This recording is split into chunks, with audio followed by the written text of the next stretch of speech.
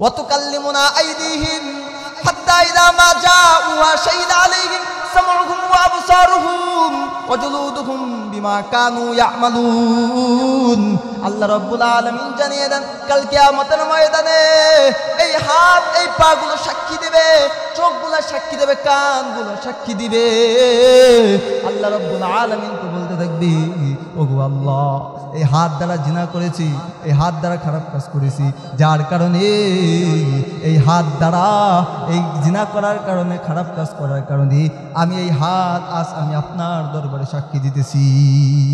রব্বানা যালামনা আনফুসানা ওয়া ইল্লাম তাগফির লানা ওয়া তারহামনা লানাকুনান্না মিনাল খাসিরিন।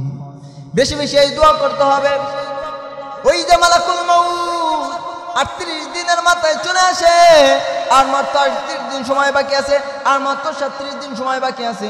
যখন মানুষের মৃত্যুর যন্ত্রণা শুরু হয়ে যাবে, অর্থাৎ মানুষের মৃত্যু যখন নির্দিষ্ট হয়ে যাবে, আর মাত্র কয়েকদিন পর মৃত্যুবরণ করবে, তখন দেখবেন ওই যুবক, ওই বৃদ্ধ লোকটা কি করে জানেননি? ওই বৃদ্ধ লোকটা বারবার নিজের ছেলে সন্তানদেরকে কাছে রাখি, নিজের স্ত্রীদেরকে কাছে রাখি, নিজের সন্তান যা আছে সবগুলোকে কাছে রেখে বলতে থাকি যে অমুক জায়গায় এইটা রয়েছে, এই জায়গায় এইটা রয়েছে, এবং বারবার তাদেরকে ডাকতে থাকি, আর নিজের জায়গা জমিগুলো বারবার দিতে থাকি। এমনভাবে মালাকুল মউত প্রতিদিন একবার করে আসতে থাকি। যে ব্যক্তি মারা যাবে সেই ব্যক্তি জানে যে আমার এই কয়দিন পর ইন্তেকাল হয়ে যাবে। 35 দিনের মাথায় আসবে, আর মাত্র 35 দিন বাকি আছে। 34 দিনের মাথায় আসবে, আর মাত্র 34 দিন বাকি আছে। লাস্টে যখন 3 দিন বাকি থাকবে, ওই 3 দিনের মধ্যে প্রতিদিন 3 বার করে আসতে থাকবে, আর বলতে থাকবে আল্লাহ রাব্বুল আলামিনের কাছে তওবা করো, আল্লাহ রাব্বুল আলামিনের কাছে মাপ চাও। এমনভাবে বারবার ওই জিবরাইল আমিন অর্থাৎ ওই মালাকুল মউত বারবার আসতে থাকবে, আর বারবার সতর্ক করতে থাকবে। আর যখন মানুষটার মৃত্যুবরণের সময় চলে আসবে, মৃত্যুবরণ যখন হয়ে যাবে, ওই মৃত্যুবরণের আগ মুহূর্ত পর্যন্ত ওই মানুষটা এমনভাবে ছটফট করতে থাকবে। যদি মানুষটা জান্নাতি লোক হয়, তাহলে আল্লাহ রাব্বুল আলামিন মালাকুল মউতকে বলবে, মালাকুল মউত, এ মালাকুল মউত, জান্নাত থেকে এক টুকরা রুমাল নিয়ে যাও, যার মধ্যে সুঘ্রাণ থাকবে। ওই জান্নাত থেকে এক টুকরা রুমাল নিয়ে যাও। যে ব্যক্তি নেককার, সেই ব্যক্তির মুখের সামনে, নাকের সামনে এমনভাবে ধরবে যার কারণে তার জানটা বের হওয়ার সময় কোনো কষ্ট হবে না। বলুন সুবহানাল্লাহ। আর যে ব্যক্তি জাহান্নামী হয়ে যাবে, যেই ব্যক্তি জাহান্নামী হয়ে যাবে, সেই ব্যক্তির জানটা অনেক কঠিন করে কবজ করা হবে। আল্লাহ রাব্বুল আলামিন মালাকুল মউতকে জানিয়ে দেবেন, হে মালাকুল মউত, যাও জাহান্নাম থেকে একটু রুমাল নিয়ে যাও। মালাকুল মউত তখন কঠিন আকৃতিতে তার সামনে প্রকাশ করবে, কঠিন আকৃতিতে তার সামনে প্রকাশ করবে, কঠিন আকৃতিতে তার সামনে প্রকাশ করবে। যার কারণে ওই যে মৃত ব্যক্তি আছে, ওই মৃত ব্যক্তি চোখগুলা উল্টে যাবে, পাওগুলা এদিক সেদিক ছড়াছড়ি করতে থাকবি। বলেন নাউযুবিল্লাহ। এই জন্য আল্লাহ রাব্বুল আলামিনের পয়গম্বর জানিয়ে দেন, ইন্নাল্লাহা ইয়াকবালু তাওবাতাল আবদি মা লাম ইউগারগির। একজন বান্দার যখন মৃত্যুর যন্ত্রণা শুরু হয়ে যায়, একজন বান্দা যখন মুমূর্ষু অবস্থায় চলে যায়, ওই মুমূর্ষু অবস্থায় চলে যাওয়ার আগ পর্যন্ত ওই বান্দার আল্লাহ রাব্বুল আলামিন তওবাটা কবুল করে থাকেন। বলেন সুবহানাল্লাহ। এই জন্য সর্বপ্রথম কি করতে হবে? আল্লাহ রাব্বুল আলামিনকে ভয় করতে হবে। তারপরে আল্লাহ রাব্বুল আলামিন জানিয়ে দেন, তারপরে পরকালের জন্য তুমি যা কিছু নিবা, পরকালের জন্য তুমি কিছু পাথে পাঠাও। পরকালের জন্য কিছু পাথে তুমি যদি না পাঠাও, কাল কিয়ামতের ময়দানে তুমি ধরাশায়ী হয়ে যাবা। আর জান্নাত জাহান্নাম তো আছেই। ওয়াম্মা মান উতিয়া কিতাবাহু বিয়ামিনিহি ফায়াকুলু হাউম ইকরাউ কিতাবিয়া ইন্নী যানানতু আন্নী মুলাকিন হিসাবিয়া ফাহুয়া ফি ঈশাতির রাদিয়া ফি জান্নাতিন আলিয়া ফি জান্নাতিন আলিয়া। কাল কিয়ামতের ময়দানে যার আমলনামা তার বাম হাতে দেওয়া হবে, সে বলতে থাকবে আফসোস করে, হায় হায়, এই আমলনামা যদি আমাকে না দেওয়া হতো। ওয়াম্মা মান উতিয়া কিতাবাহু বিশিমালিহি ফায়াকুলু ইয়া লাইতানি লাম উতা কিতাবিয়া ওয়া লাম আদরি মা হিসাবিয়া, আফসোস করে বলতে থাকবে আজ যদি আমার হিসাব না হইতো, ওয়া লাম আদরি মা হিসাবিয়া ইয়া লাইতাহা কানাতিল কাদিয়া, আর যদি আমার এই মৃত্যু পর্যন্তই শেষ হয়ে যাইত, ইয়া লাইতাহা কানাতিল কাদিয়া ফি আগনি আন্নি মালিয়া হালাকা আন্নি সুলতানিয়া। সে বলতে থাকবে আজ আমার ধন সম্পদ কোন কাজে আসতেছে না, হালাকা আন্নি সুলতানিয়া, আজ আমার রাজত্বগুলো ধ্বংস হয়ে যাইতেছি। একজন মানুষ যখন গুনাহ করতে থাকে কয়টা জিনিস সাক্ষী হয় জানেননি? একজন মানুষ ওই যে আপনি রাতের বেলা গুনাহ করতেছেন, রাতের বেলা গুনাহ করতেছেন, ওই গুনাহ করার সময় আপনি ভাবতেছেন হয়তো আর কেউ দেখতেছে না, আপনার পিতা দেখতেছে না, আপনার মা দেখতেছে না, আপনার বড় ভাই দেখতেছে না, কিন্তু গুনাহ করার সময় 8টা জিনিস সাক্ষী হবে। কয়টা জিনিস? 8টা। কয়টা? 8টা জিনিস সাক্ষী হবে। এক নম্বর কি জানেননি? 8টা জিনিসের মধ্যে 1 নম্বর হলো জায়গা, জমিন সাক্ষ্য হবে। জমিন কাল কিয়ামতের ময়দানে সাক্ষ্য দেবে। ইয়াউমা ইদিন তুহাদ্দিসু আখবারাহা, আল্লাহ রাব্বুল আলামিন জানিয়ে দেন ইয়াউমা ইদিন তুহাদ্দিসু আখবারাহা বিআন্না রাব্বাকা আওহা লাহা, কাল কিয়ামতের ময়দানে জমিন আল্লাহ রাব্বুল আলামিনের কাছে সাক্ষ্য দিবে, আল্লাহ এই যে আমার উপরে জুলুম করেছে, আমার উপরে অন্যায় করেছে, আমার উপরে গুনাহ কাজ করেছে, আমার উপরে এই কাজগুলো করেছি, এই জমিনটা কাল কিয়ামতের ময়দানে সাক্ষী দিয়ে দিবি। 2 নম্বর কি জানেননি? 2 নম্বর হলো হাত। কয়টা জিনিস বলছি? 8টা জিনিস সাক্ষী দেবে, মনে রাখবেন, সকলেই বলবেন আমার সাথে, 8টা জিনিস সাক্ষী দেবে। 1 নম্বর হইল জমিন, 2 নম্বর হলো হাত, এই হাত সাক্ষী দেবে। ওয়া তুকাল্লিমুনা আইদিহিম হাত্তা ইযা মা জাউহা শাহিদা আলাইহিম সামউহুম ওয়া আবসারুহুম ওয়া জুলুদুহুম বিমা কানু ইয়ামালুন। আল্লাহ রাব্বুল আলামিন জানিয়ে দেন কাল কিয়ামতের ময়দানে এই হাত এই পাগুলো সাক্ষী দেবে, চোখগুলো সাক্ষী দেবে, কানগুলো সাক্ষী দিবে। আল্লাহ রাব্বুল আলামিন তো বলতে থাকবে ওগো আল্লাহ এই হাত দ্বারা জিনা করেছি, এই হাত দ্বারা খারাপ কাজ করেছি, যার কারণে এই হাত দ্বারা এই জিনা করার কারণে, খারাপ কাজ করার কারণে আমি এই হাত আজ আমি আপনার দরবারে সাক্ষী দিতেছি। 3 নম্বর কি? এই পাও সাক্ষী দেবে। 3 নম্বরে কি সাক্ষী দেবে বলেন? পাও সাক্ষী দিয়ে বলবে আল্লাহ এই পাও দিয়ে সে খারাপ কাজ করেছে, অর্থাৎ খারাপ জায়গায় গিয়েছে, এই জন্য এই পাগুলো সাক্ষী দেবে। 4 নম্বরে কি জানেননি? কানগুলো সাক্ষী দিবে। 5 নম্বর হলো ওই চোখগুলো সাক্ষী দিবে। এই জন্য আল্লাহ রাব্বুল আলামিন জানিয়ে দেন হাত্তা ইযা মা জাউহা শাহিদা আলাইহিম সামউহুম ওয়া আবসারুহুম ওয়া জুলুদুহুম বিমা কানু ইয়ামালুন। আল্লাহ রাব্বুল আলামিন জানিয়ে দেন কাল কিয়ামতের ময়দানে এই হাত পাগুলো, কানগুলো, চোখগুলো সাক্ষী দিবে। আল্লাহ রাব্বুল আলামিনের কাছে সব কিছু বলতে থাকবে আল্লাহ এই পাও দিয়ে সে খারাপ কাজ করেছে। আল্লাহ রাব্বুল আলামিন বলবে পাও দিয়ে খারাপ কাজ কিভাবে করে? কয় পাও দিয়ে এমন ভাবে খারাপ জায়গায় চলাচল করেছি, খারাপ কাজ করার জন্য পাও দিয়ে চলাফেরা করেছি। আর 6 নম্বর কি সাক্ষী দেবে জানেন? 6 নম্বর হলো চামড়া সাক্ষী দেবে। চামড়া, হাতের চামড়া। তখন চামড়া বলবে ওয়াকালু লিজুলুদিহিম লিমা শাহিদতুম আলাইনা ক্বালু আনতাকানা আল্লাহুল্লাযী আনতাকা কুল্লা শাই। চামড়া তখন বলবে তুমি কি ওই যেই জাহান্নামী লোক, সে বলবে হে চামড়া তুমি কি আমার বিরুদ্ধে সাক্ষী দিবা? চামড়া তখন বলবে ক্বালু আনতাকানা আল্লাহুল্লাযী আনতাকা কুল্লা শাই। এই চামড়াও প্রতিটা বিষয়ে সব কিছু সাক্ষী দিবে। এই যে চামড়া, এই চামড়া তো সব কিছু দেখে আল্লাহ রাব্বুল আলামিন তখন তার এই শক্তিটা দিবেন, তার জবানটা খুইলে যাবে। 7 নম্বরে কি জানেননি? মালাকুল মউত। মালাকুল মউত বলতে মানে ফেরেশতা, ফেরেশতা। 7 নম্বরে কি? ফেরেশতা। আমার আপনাদের সামনে যে 2 কান্দে 2 ফেরেশতা আছে, এই ফেরেশতা সাক্ষী দেবে। কিরামান কাতিবিন ইয়ালামুনা মা তাফআলুন। আল্লাহ রাব্বুল আলামিনের কাছে সাক্ষী দিতে থাকবে কিরামান কাতিবিন ইয়ালামুনা মা তাফআলুন। কিরামান কাতিবিন 2 জন ফেরেশতা বলতে থাকবে যে আমরা দেখছি আল্লাহ, আমরা দেখছি আল্লাহ এই লোক এই গুনাহ করেছে, এই লোক এই কাজ করেছে, এই লোক এই কাজ করেছে। এ যুবক ভাই, কোথায় যাবা? কাল কিয়ামতের ময়দানে তোমাকে যখন আল্লাহ রাব্বুল আলামিন বলবে, বান্দা তুমি যে গুনাহগুলো করেছো, এই গুনাহগুলো আজকে হিসাব দাও। বান্দা তখন বলবে, আল্লাহ আমি কোনো গুনাহ করি নাই। তখন আল্লাহ রাব্বুল আলামিন এই আয়াতগুলো বলবে।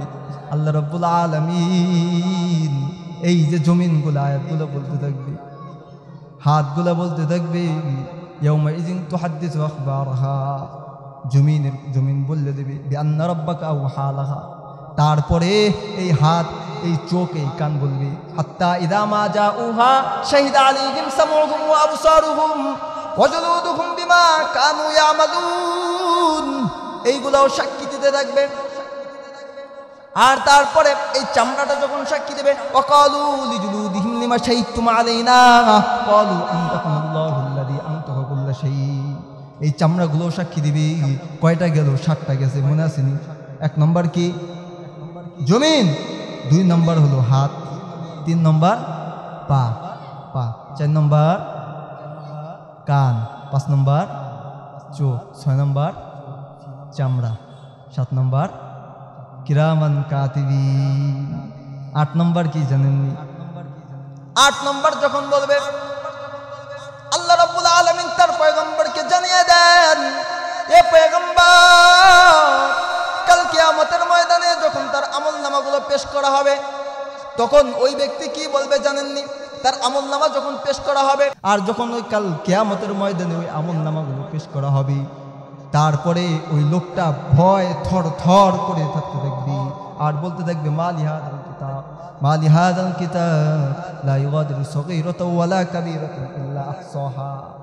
সে বলতে থাকবে, মালি হাযাল কিতাব, এ কেমন কিতাব, ছোট বড় কোনো কিছুই বাকি রাখে নাই, সব গুনাহ এটার মধ্যে রয়েছে। আল্লাহু আকবার। তখন সে আফসোস করে বলতে থাকবে, হায় হায়, এইটা কেমন কিতাব, কোনো গুনাহ এটার মধ্যে বাকি নাই, সব কিছু এইখানের মধ্যে রয়েছে। তারপরে যখন তার আমলনামা বাম হাত থেকে দেওয়া হবে, ওয়াম্মা মান উতিয়া কিতাবাহু বিশিমালিহি ফায়াকুলু ইয়া লাইতানি লাম উতা কিতাবিয়া। তার আমলনামা যখন তার বাম হাতে দেওয়া হবে, অর্থাৎ পিছন দিক থেকে দেওয়া হবে, তখন সে কি বলবে জানেননি? সে বলবে যে, আল্লাহ, আজকে যদি আমলনামাটা আমার না দেওয়া হতো, আজ যদি আমলনামাটা না দেওয়া হতো, আল্লাহ, কতটা অসহায় সে হয়ে যাবে। সে বলতে থাকবে, আল্লাহ, এই আমলনামাটা যদি আমাকে না দেওয়া হতো। এইভাবে সে আফসোস করতে থাকবে। আল্লাহু আকবার। কতটা কষ্টে থাকবে সে, তখন বুঝতে পারছেন আপনারা? যখন সে জাহান্নামী হয়ে যাবে, আমলনামা যখন তার বাম হাতে দেওয়া হবে, কতটা কষ্টের থাকবে।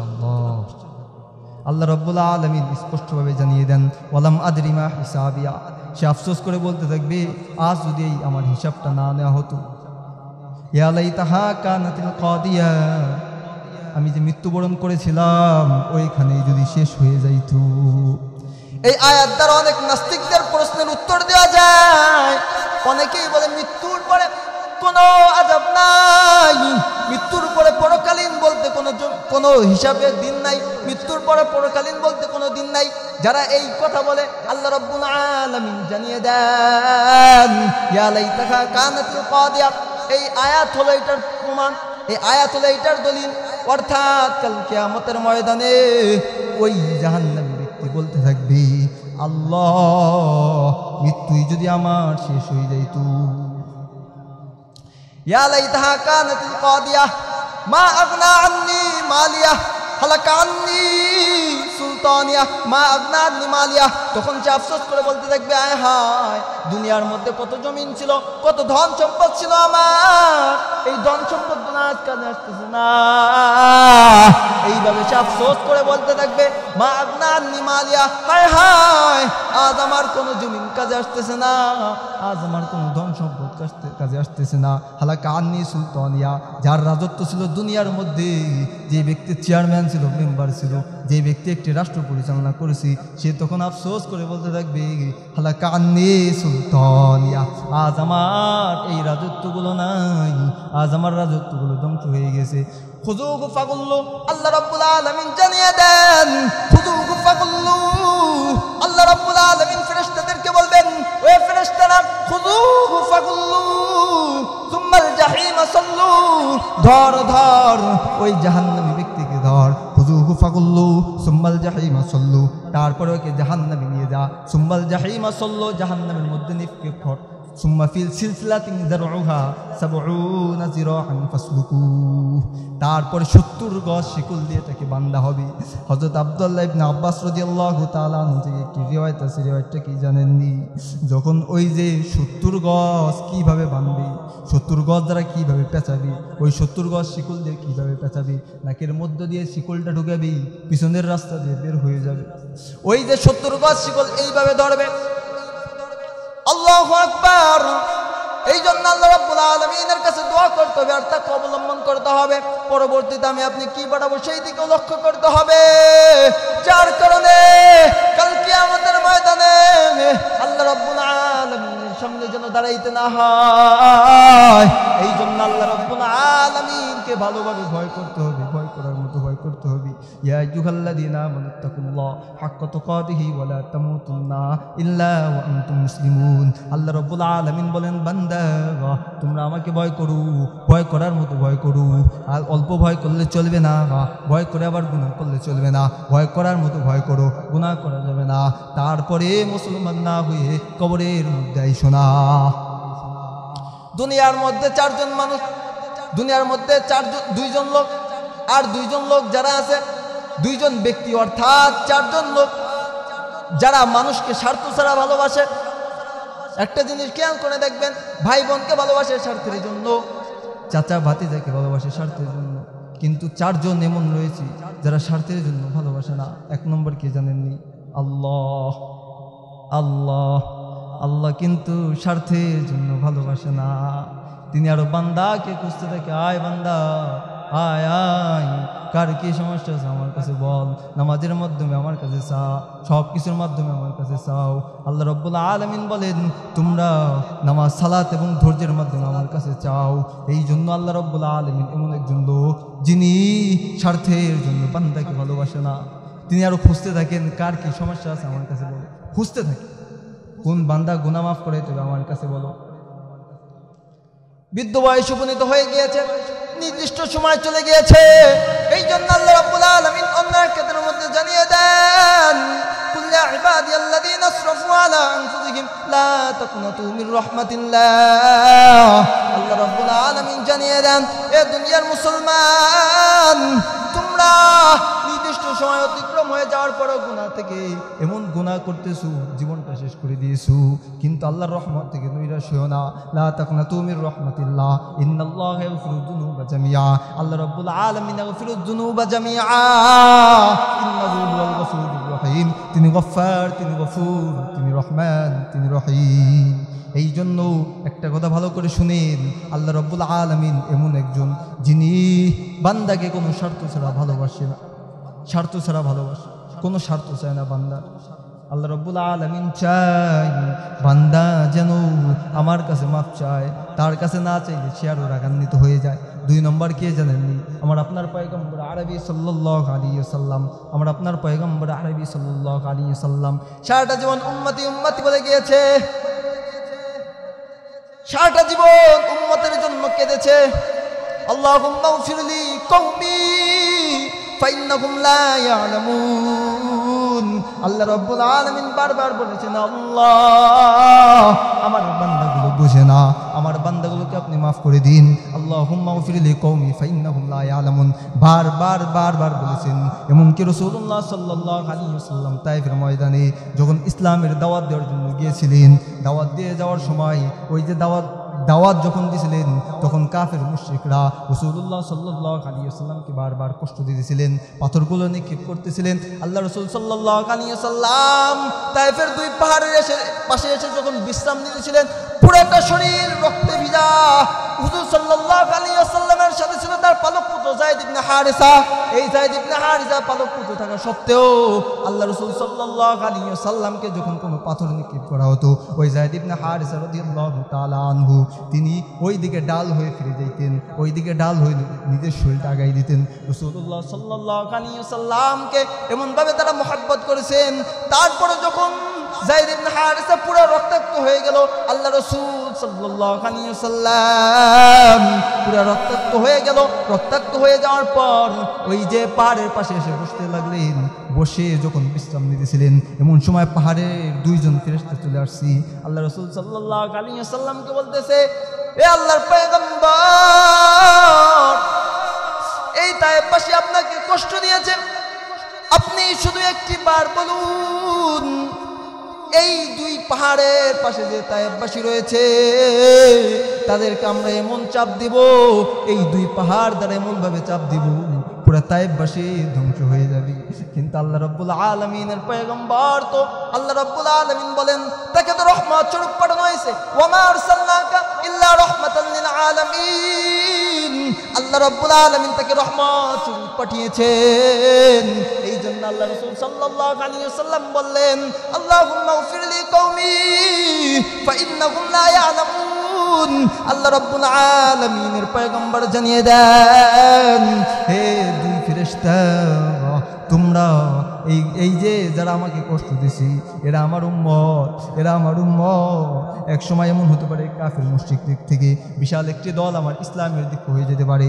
এই জন্য আল্লাহ রাব্বুল আলামিনের কাছে বলতেছিল, আল্লাহ তাদেরকে মাফ করে দাও, তার পয়গম্বরকে যে কষ্ট দিয়েছে এই কারণে তাদেরকে ধ্বংস করে দিও না, তাদেরকে মাফ করে দাও। এই ছিল আমার পয়গম্বর আরবি সাল্লাল্লাহু আলাইহি ওয়াসাল্লামের আমাদের প্রতি ভালোবাসা। আর এই পয়গম্বর আরবি সাল্লাল্লাহু আলাইহি ওয়াসাল্লামের ইন্তেকালের সময় তারপর তিনি বারবার ইয়া উম্মতি বলতেছিলেন। তখন তার মেয়ে ফাতেমাকে ডাক দেন নাই, তখন তার ওই যে জামাতা ছিল আলী রাদিয়াল্লাহু তাআলা আনহুকে ডাক দেন নাই, তার যে কাছের দুইজন তিনজন চারজন বন্ধু ছিল আবু বকর ওমর উসমান আলী রাদিয়াল্লাহু তাআলা এদেরকেও কি ডাক দেয় নাই। বারবার তিনি বলতেছিলেন, ইয়া উম্মতি আল্লাহুম্মা গফির লি কওমি ফা ইন্নাহুম লা ইয়ালামুন। 3 নম্বর কে জানেননি? মনে আসেনি? 1 নম্বর কে? 2 নম্বর পয়গম্বর আরবি সাল্লাল্লাহু আলাইহি ওয়াসাল্লাম। 3 নম্বর হলো মা, জনম দুঃখিনী মা। এই জনম দুঃখিনী মা এমন মা যেই মা সন্তানের কোনো স্বার্থ চায় না, সন্তানকে এমনভাবে ভালোবাসি, এক জায়গায় যদি যান আপনার জন্য অপেক্ষা করে দরজার পাশে দাঁড়িয়ে থাকে, কখন আমার সন্তানটা আসবে, কখন আমার সন্তানটা আসবে। মা এমন এক মা, সন্তান যখন বাইরে যায় বারবার চিন্তা করতে থাকে আমার সন্তানটা কখন আসবে। আমি ওই যে গত মাসে যে মরার মধ্যে বলছিলাম, পুরো বয়ানটা শেষ করতে পারি নাই, পিতামাতা সংক্রান্ত। এই যে মা এমন মা, কোনো স্বার্থ চায় না, সব সময় দোয়া করে, আল্লাহ আমার ছেলে সন্তান যেন ভালো থাকে। আল্লাহ তারা নিজে কষ্ট করবে কিন্তু কোনো সময় ছেলে সন্তানদেরকে বলে না। কিন্তু আমরা কি করি জানেন? মা যখন বাবা যখন বৃদ্ধ বয়সে উপনীত হয়ে যায়, বৃদ্ধ বয়সে উপনীত হয়ে যাওয়ার পর ওই মা বাবাকে আমরা কষ্ট দিয়ে থাকি। কিন্তু আল্লাহ রাব্বুল আলামিন জানিয়ে দেন, ওয়াসাইনাল ইনসানা বিওয়ালিদাইহি ইহসান, ওয়াসাইনাল ইনসানা বিওয়ালিদাইহি হুসনা। আল্লাহ রাব্বুল আলামিন জানিয়ে দেন, হে দুনিয়ার মুসলমান, তোমরা তোমাদের পিতামাতার সাথে ভালো আচরণ করো। ওয়াকাদা রাব্বুকা আল্লা তা'বুদু ইল্লা ইয়্যাহু বিল ওয়ালিদাইনি ইহসানা ইম্মা ইয়াবলুগান্না ইনদাকাল কিবরা আহাদুহুমা আও কিলাহুমা ফালা তাকুল লাহুমা উফ ওয়া লা তানহারহুমা ওয়া কুল লাহুমা কাওলান কারীমা। তোমার মা বাবা যখন বৃদ্ধ বয়সে উপনীত হয়ে যাবে তখন তারা যেন উফ শব্দটা পর্যন্ত না বলে, তোমাদের আচরণের কারণে তারা যেন উফ শব্দটা পর্যন্ত না বলে ফেলায়, এই দিকে খেয়াল রাখতে হবে। আর তারা যখন বৃদ্ধ বয়সে উঠতে হবে এক কথা বারবার সে বলতে থাকবে, কিন্তু ওই মা বাবাকে ধমক দেওয়া যাবে না। আল্লাহ রাব্বুল আলামিন বলেন মা বাবার সাথে ভালো আচরণ করু। তারপরের অংশে বই দেন ওকুর রব্বির হামহুমা কামা রব্বায়ানি সগীরা। আর যার মা বাবা দুনিয়া ছেড়ে চলে গিয়েছে, অনেক মানুষ এখানে রয়েছে যার মা বাবা নাই, যার মা বাবা অন্ধকার কবরে চলে গিয়েছে, যার মা বাবা অন্ধকার কবরে চলে গিয়েছে। আল্লাহ রাব্বুল আলামিন জানিয়ে দেন এ দুনিয়ার মুসলমান, আমি তোমাদের একটা জিনিস শিক্ষা দিয়ে গেলাম, পবিত্র কালামুল্লাহর মধ্যে জানিয়ে দেন ওকুর রব্বির হামহুমা কামা রব্বায়ানি সগীরা, ওকুর রব্বির হামহুমা কামা রব্বায়ানি সগীরা। আল্লাহ রাব্বুল আলামিন জানিয়ে দেন, আল্লাহ রাব্বুল আলামিন জানিয়ে দেন যার পিতামাতা দুনিয়া ছেড়ে চলে গিয়েছি তাকে এমনভাবে তোমরা দোয়া করো যেন ছোটকালে তোমাদের যেইভাবে লালন পালন করেছে, তোমাদের পিতামাতা এখন বৃদ্ধ বয়সে উন্নত হয়ে গেছে বা কবরের মধ্যে চলে গিয়েছি, কবরের মধ্যে চলে গিয়েছি, ওই বান্দা ওই সন্তান এমনভাবে দোয়া করবে আল্লাহ আমার পিতামাতা যেমন ছোট থাকতে আমাকে লালন পালন করেছি, এখন তোমার কাছে চলে গিয়েছে আল্লাহ, তুমি তাকে এমনভাবে আদর আপ্যায়ন কইরু। সুবহানাল্লাহ। এক নম্বর কি বলছিলাম? আল্লাহ। দুই নম্বর হলো পয়গম্বর আরবি সাল্লাল্লাহু আলাইহি ওয়াসাল্লাম। তিন নম্বর হলো মা। চার নম্বর হলো পিতা। এই যে পিতাটা রয়েছে, এই পিতাটা কোনোদিন সন্তানের স্বার্থের জন্য ভালোবাসে না, এই পিতাটা কোনোদিন সন্তানকে কষ্ট দিতে চায় না, সন্তানকে কষ্ট দিতে চায় না, নিজে কষ্ট করে নিজে অসুস্থ হয়ে যায়, নিজে অসুস্থ হয়ে যায়, তারপরে কোনোদিন সন্তানের কষ্ট হোক এটা চায় না। তো আমি আপনাদের সামনে যেই সকল বিষয় আলোচনা করলাম, প্রথম তো ছিল আল্লাহ রাব্বুল আলামিনের কাছে তওবা করতে হবে, অর্থাৎ আল্লাহ রাব্বুল আলামিনকে ভয় করতে হবে। ইয়া আইয়ুহাল্লাযীনা আমানুত্তাকুল্লাহ, আল্লাহ রাব্বুল আলামিনকে ভয় করতে হবে। দুই নম্বর হলো পরকালের জন্য কি আছে সেটা ভালোভাবে সংরক্ষণ করতে হবে। পরকালীন বলতে যে একটি জীবন রয়েছে, মৃত্যু যে একটি রয়েছে, সবাই বলি যে মৃত্যু রয়েছে, মৃত্যু রয়েছে, মৃত্যু মরণ তো করতেছে, আমরাও মরে যাবো, এত সহজ। আল্লাহ রাসূল সাল্লাল্লাহু আলাইহি ওয়াসাল্লামের যখন মৃত্যুর যন্ত্রণা শুরু হয় তখন তিনি কথা বলতেছিলেন না, ইশারার মাধ্যমে আম্মাজান আয়েশাকে ডাকলেন। আম্মাজান আয়েশা যখন আসলেন তখন বললেন এক পাত্র পানি দাও। পানি যখন দিলেন ওই পানি দিয়ে নিজের মুখ এবং নিজের জিহ্বা এবং এইভাবে মুছতেছিলেন আর বলতেছিলেন আল্লাহুম্মা হাউইন আলাইয়া সাকরাতুল মাউত, হে আল্লাহ আপনি আমাকে মৃত্যুর যন্ত্রণা থেকে হেফাজত করেন। আল্লাহুম্মা হাউইন আলাইয়া সাকরাতুল মাউত, হে আল্লাহ আপনি আমাকে মৃত্যুর যন্ত্রণা থেকে হেফাজত করেন। বলুন সুবহানাল্লাহ। তিনি গুনাহ ব্যতীত গুনাহ করে নাই জীবনে, তার জীবনে কোনো গুনাহ ছিল না, সে যদি এত পেরেশান হতে পারে আমার আপনার কি অবস্থা আল্লাহই ভালো জানে। এই জন্য কি করতে হবে ভাই? আল্লাহকে ভয় করতে হবে।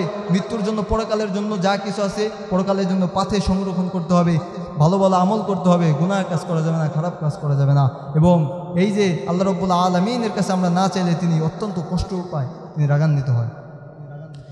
তো আমি যেই সকল বিষয়ে আলোচনা করলাম, মহান রব্বে কারীম আমাদের সকলকে আমল করার তৌফিক দান করুক।